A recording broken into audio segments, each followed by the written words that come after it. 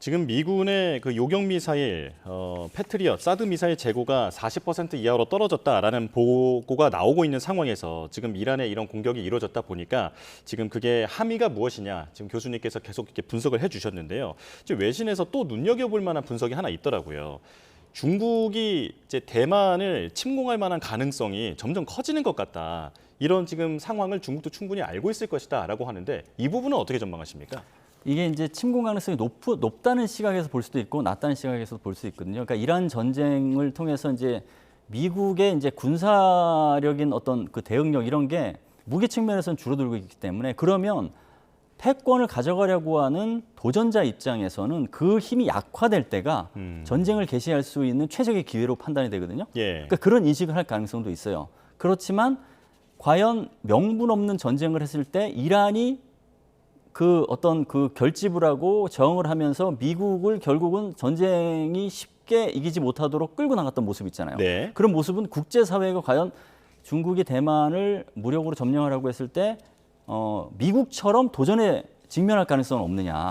이것도 있잖아요, 사실. 예. 그러면 이걸 다 놓고 판단하기 때문에 군사적 판단뿐만 아니라 정치적 판단, 그다음 국제사회라고 하는 국제정치적 판단도 맞물릴 거거든요. 그래서 이런 것들을 아마 나름대로 셈법을 가동시키는 시기다. 그래서 이란 전쟁의 최종 상태가 예.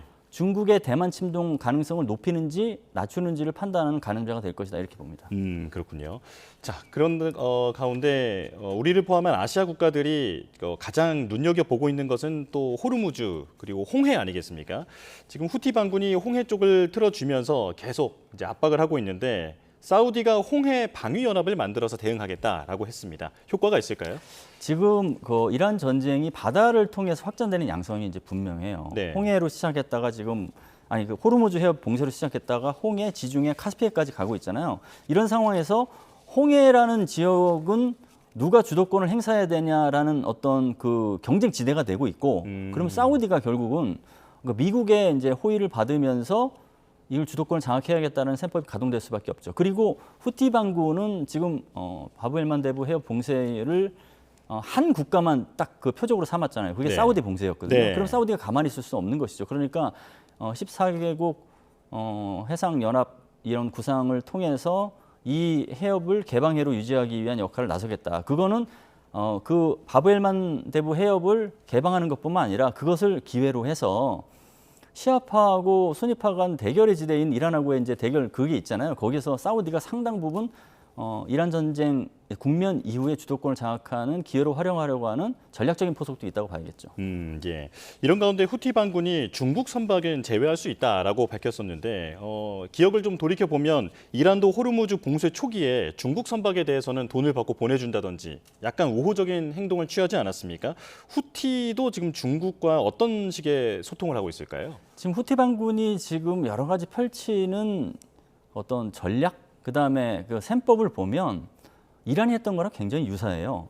그 선례 효과 측면에서 보면 이란이 호르무즈 해협을 봉쇄함으로써 미국을 군사력이 강한 미국을 상대로 압박을 하는데 상당 부분 성공했다는 판단하잖아요. 그리고 이게 효과가 막 다른 곳으로까지 부정적 파급 효과가 있는 상황이 인도네시아에서는 말라카 해협 통행료를 부과하는 것을 검토하겠다고 나중에 철회하긴 했지만 그런 얘기까지 나오고 예. 러시아는 북극 항로를 통행료 부과할 가능성이 지금 높아지는 상황인데 이거 선례 효과가 작동되는 여지를 판단해야 되는 상황에서 후티 반군이 유사한 방식으로 바브엘만 대부 해협을 봉쇄하고 통행료를 얘기를 했어요.